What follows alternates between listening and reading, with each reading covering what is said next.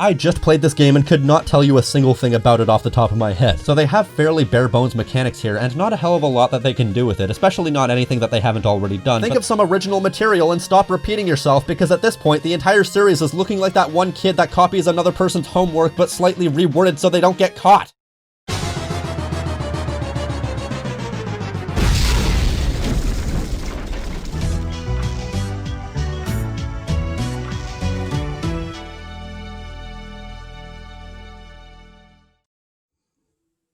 You know, normally I do some sort of cold open, but to be honest, Mega Man 10 leaves me with nothing. It leaves me with no passion whatsoever, so fuck it, let's just get into it.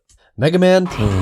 And that's the only 10 this game's getting. Man oh man is Mega Man 10 an interesting one in the grand scheme of things. Sorry, I meant the exact opposite of that. After Mega Man 9 was a modest hit, thanks to word of mouth and the ever-lucrative nostalgia dollar, Capcom thought they had a new money spinner and direction for the series. At least that was probably the thought going in. I'm too apathetic about this game to do actual research, so fuck it, I say. The most memorable thing about this game was that in the what-if version of Dead Rising 2 called Off the Record, they had advertisements in-game for Mega Man 10. Otherwise, this game was released in early 2010 and would be the final Mega Man game by Keiji Inafune, whose head was in full upward ass mode. While this game reviewed well and sold decently by all accounts, if I were to give my overall thoughts on the game, I honestly could not tell you a single thing about this game.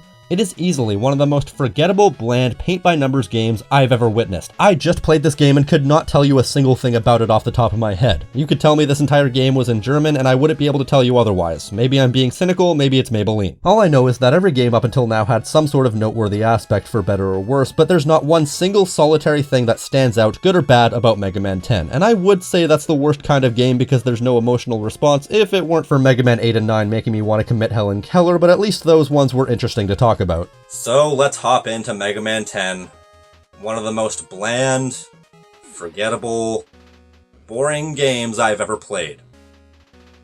If it seems like I'm playing my hand a little bit too early, it's because this game leaves me with absolutely nothing and I'm hoping for an early lunch. Once again, we return to the wonderful world of 20XX. So first off, surprisingly the story is one of the better aspects of this game. It's still balls deep in the no-shit plot twist that the series is very well acquainted with at this point, but at least the thrust of the story is interesting if nothing else. So the idea is that there's this new disease called Roboenza, a computer virus that starts a worldwide plague for all robotic life. At first, all that happens is that it makes robots worldwide malfunction, whatever that's supposed to mean, which pretty much puts the world at a standstill because people of this world rely so heavily on robots in their everyday life. Oh god, a meteor!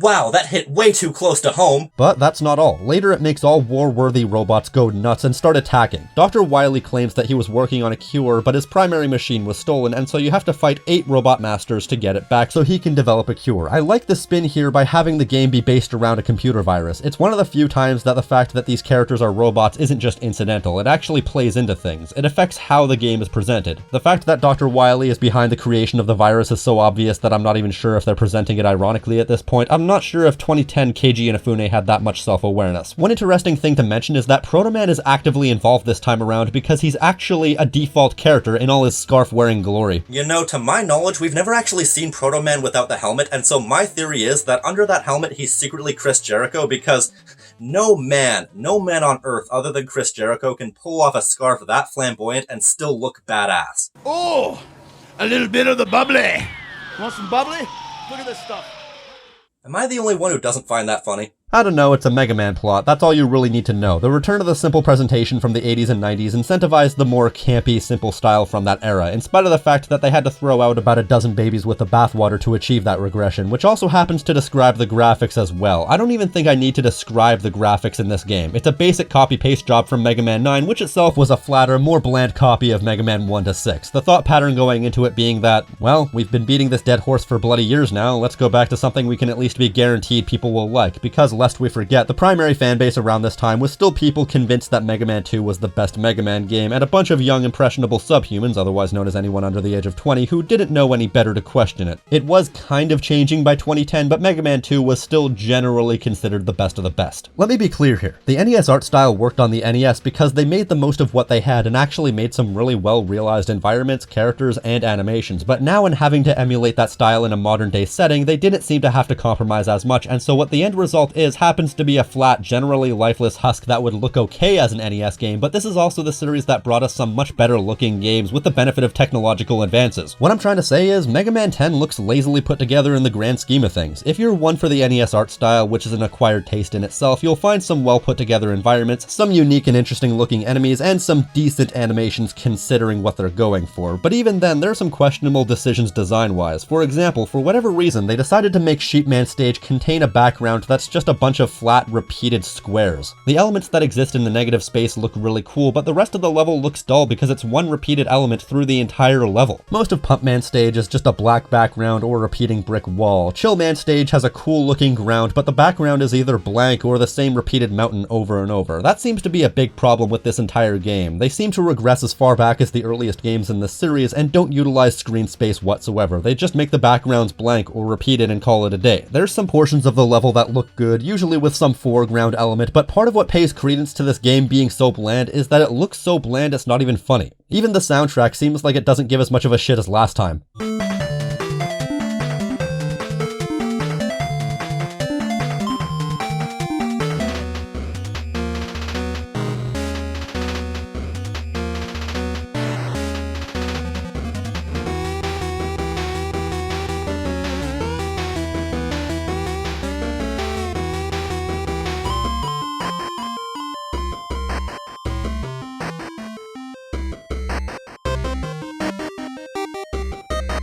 God, we've barely even started and I already feel like giving up. Moving on. Mega Man 10 is a Mega Man game. If that doesn't sound very descriptive, well, I've already had to explain my lack of interest several times. You jump and shoot through several levels of enemies and hazards, ending with a boss, which you beat and then absorb the power of the boss. Each level is themed around the boss in question, and while there's some crossover between levels, usually most hazards are unique to the level in question, and as a matter of fact, the amount of hazards and type of hazards that you face also depends on your difficulty level, because this game brings back the often neglected difficulty options, and I played on the hardest difficulty for about 5 minutes for shits and gigabytes and decided, fuck that, but I was also playing through that bit as base, who was originally DLC but is available via cheats here, and honestly, I couldn't be asked to play this game for a long time as base because I was so ready to move on at that point, but for what it's worth, base is easily the best part of this game because he has all the attacks and abilities from Mega Man and base, a much better game, and it's just fun to play as him, certainly more fun than Proto Man, the double damage taking dude with all the abilities that were taken away from Mega Man, which just goes to show how oblivious they were, and honestly, beyond that, this is the most box standard paint by numbers Mega Man experience you could imagine. It's just basic Mega Man gameplay with basic Mega Man level design and basic Mega Man enemies. It's basically functional and good to play, except that most of the main mechanics were stripped out in Mega Man 9 and still haven't been added back in. So the aspects that made the latter day Mega Man games so functionally fun are gone. So they have fairly bare bones mechanics here and not a hell of a lot that they can do with it, especially not anything that they haven't already done, but they do have some new ideas, like the one part in Sheepman Stage where you have to run on a conveyor belt to power up platforms, which is just a timed platform with extra steps, or how about earlier in the same stage where you can jump on these platforms and all the connected blocks with the same color will disappear, which is used to some pretty good effects with how you maneuver while trying not to get caught on instant death spikes. They also bring back the ever-reliable dead horse of Mega Man games, the disappearing platforms. Does this game finally make the concept of disappearing platforms fun? Nope. Chillman's entire stage is just a bog-standard ice level where the challenge isn't about navigating a series of fun challenges, but about fighting the mechanics of the level, that is to say the slip and slide nature of the level, so otherwise the level is as standard as it comes. Elevated platforms with enemies, basic design, and nothing you could really call attention to as an interesting set piece. The one interesting mechanic that this level does is have all these ice blocks that will break if you jump on them twice, but once again, it's basically a complete non-starter of a mechanic because that's all it is. It's something that creates another step between you and where you need to be. It doesn't add any challenge or skill, it's just a thing that exists. It's not even worth being called a gimmick or a set piece, it's just a thing that exists. The entire game goes whole hog with the time trigger explosives that were introduced in the earlier Mega Man games. The one thing I remember in this game is that most every level utilized this mechanic, and these are good things when used well, but when they're overused, it just becomes another routine mechanic. Kinda like the disappearing blocks, except much more obnoxious. The actual set pieces that are in the game make me want to cough up blood. In Commando Man Stage, the quicksand thing and the ability to blow holes in the sand to reveal enemies is pretty interesting, interesting, but then the game adds sandstorms that only exist to obscure the level and push you in a particular direction, which in a level with this many bottomless pits and spikes just makes it a nuisance. It doesn't add much challenge because all I ended up doing was hiding behind a ledge until the storm subsided. If I didn't do that, then 9 times out of 10 I'd fall off the ledge and die because you'll lose the exact layout of the land or you'll have a hard time staying in the same spot on a small ledge, and the absolute bottom of the barrel when it comes to the gimmicks in this game would be in Nitro Man stage. There'll be these giant trucks that drive towards you and run you down, with your only notice about whether or not they're coming being the arrows at the bottom of the screen. Here are your options. Jump over them, which is the standard option that I thought was the only option for ages until I died so many times that I realized that it was impossible to get past with just careful jumps. Turns out, and I stumbled dick first into this, you can freeze the trucks with chill spikes. If you didn't know this and didn't already have this power, I don't know how you could possibly get past this level. Strike Man has an interesting gimmick with these big balls that you have to shoot, which will make them rise up. I feel like there's a euphemism in there somewhere. This has some interesting utilization, especially when they throw other hazards at you, which splits your attention, so you need to keep the balls in the air to keep yourself going. I'd honestly say that design-wise, this level is probably the best level in the game, if only because it has some unique spins on general gameplay and gives you some interesting platforming challenges. But even then, at its best, it's still really only a 6 out of 10 as far as Mega Man levels go, and as for the rest of the levels, they're basically between a 4 and a 5 out of 10. Mediocrity runs wild through this game, and I find it so hard to summon enthusiasm about anything that this game does. I'm trying my best not to repeat myself, but it's so hard when I'm dealing with such dross. The bosses are fine, I guess. This time around you have Sheep Man, Commando Man, Pump Man, Chill Man, Nitro Man, Solar Man, Blade Man, and Strike Man. Question: Chill Man? How many ice-based robot masters are we gonna have to deal with? It's like the 4th or 5th ice-based boss. Hell, even then you have Pump Man, which is like the 5th water-based robot master. Sheep Man uses electricity for some reason, and we've seen a number of those. And with Blade Man, I'm pretty sure you can make an entire Mega Man game just with robot masters that are based off of sharp objects. I'm surprised we don't have another fire-based boss to round off the pack. No, we had Magma Man last time. My god, think of some original material and stop repeating yourself, because at this point the entire series is looking like that one kid that copies another person's homework but slightly reworded so they don't get caught. I really like Sheep Man, although I am Scottish. Tish. Actually, Scottish is one of the few ethnicities that don't run through my veins, as far as I know anyway. It's not a world ender, but it's a fun enough fight. He breaks off into 4 clouds, and those clouds each fire a lightning bolt in a random order, with the last one being a full beam that covers the arena. It's nice. You have to keep on your toes. It would be nice to have a slide so I can get out of the way if I'm caught in a tight spot, but you're given enough time to get to safety while the clouds are moving. It's a good enough fight that requires quick thinking and skillful movement, and is probably the most memorable thing about this game. Take that for what you will. But then you have other bosses like Strike Man. Strike Man throws stuff at you and then he rolls into a ball. It's a fight that should last 10 seconds if you're any good. Or how about Pump Man that fires blue balls at you? I'd make a quip about blue balls, but my name isn't Mike Matei. He's obnoxious to hit with his weakness because his weakness is the lightning that comes out of the electric wool rather than just the wool. Or how about Chill Man, who has that thing where he can freeze you for a free hit, which is never not annoying. I guess a lot of these just seem like we've already seen them before but done better. Same goes for their weapons. I think the only one of these that I haven't seen before in some way would be the Chill Spikes, and even then there could totally be an attack like this that I'm forgetting. I wouldn't be surprised. But the Triple Blade is a 3-way shot, which we've seen. The Solar Rush just strikes me as any number of fire-based attacks that we've seen, and the Wheel Cutter is not even pretending to be anything else but the metal blades. It's a fine enough series of weapons, but once again it just seems so derivative. At least the mini-bosses are fine. I particularly like the giant light bulb that you have to charge to attack. However, there are a few too many things going on here, but it's still fine. Certainly better than the Dual Firebirds boss, but the less said about that the better. You know what? I'm done with this game. Let's cut to the chase. So after all that, you get to the end of the 8 standard levels, and it turns out Mega Man catches Robo-Enza and basically can't fight. At that moment, it's announced that Wily created the virus so he can bribe all the robots of Earth with a cure because he's the only one to have it, and this could not have been made more obvious. Literally, Wily was trying to find out if Mega Man was feeling sick, and guys, there were 10 fucking games before this. You can argue about whether or not the inhabitants of this world should see through Wily's BS, but that doesn't make this any less wearily predictable. Obligatory, even. But Roll gives Mega Man the prototype medicine that she got earlier in the game because somebody else might have needed it, but if the worst symptoms involve just going on a rampage, then honestly, I don't even know why they gave Roll the medicine to begin with, because she has about the same fighting capabilities of a surly chihuahua. Honestly, the Robo-Enza virus is a bit poorly explained. All it says is that it makes the robots malfunction, which could mean anything, but then for some reason Rock and Roll are the only 2 robots that have symptoms of regular human illness. Maybe it's the fact that Rock and Roll are technically synthetic humans, where the rest of the robots in this world are fully robotic.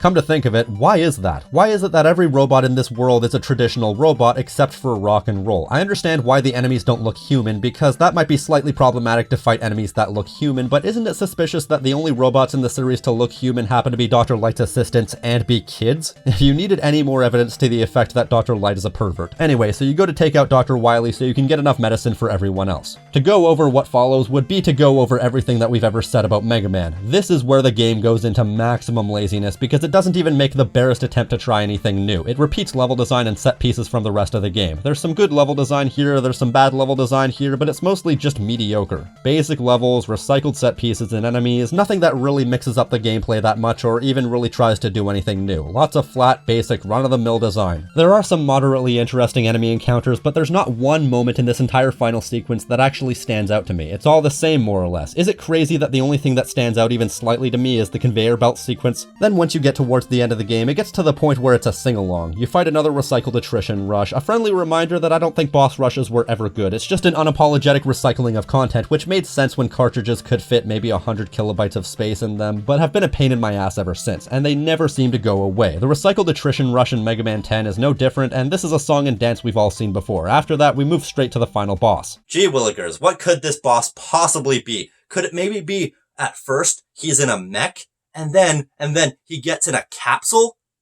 How could that possibly be? Oh my god, who would have guessed? It's not like this boss hasn't been basically the same for game after game after game. Do something new! I don't know, it's a fine boss fight, but it's the same as everything else we've seen up to this point, and I'm sick to death of it. This game splits the final boss into 2 levels, and the final boss is in the...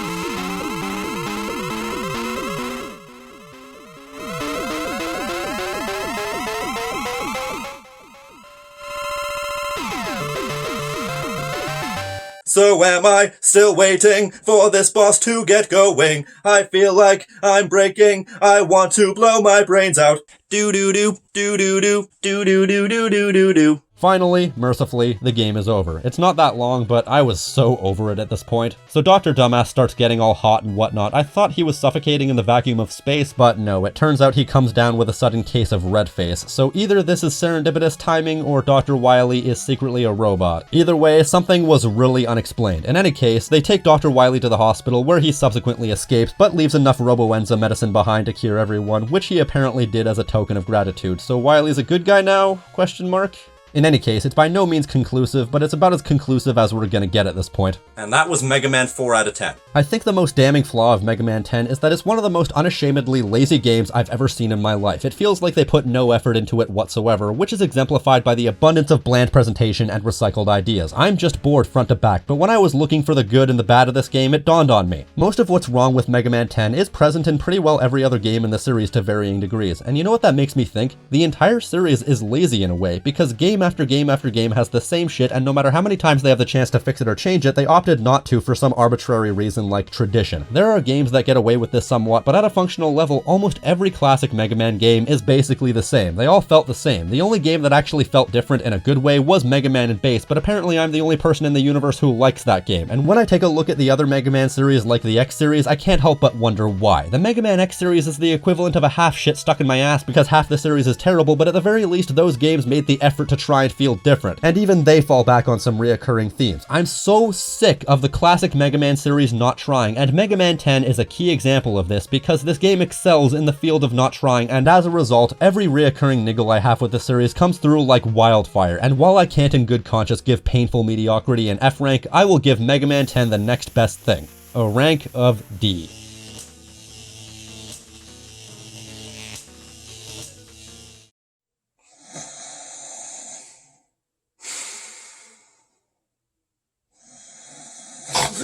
Oh, you're still here? It's alright. I was just napping. See you next time, or something.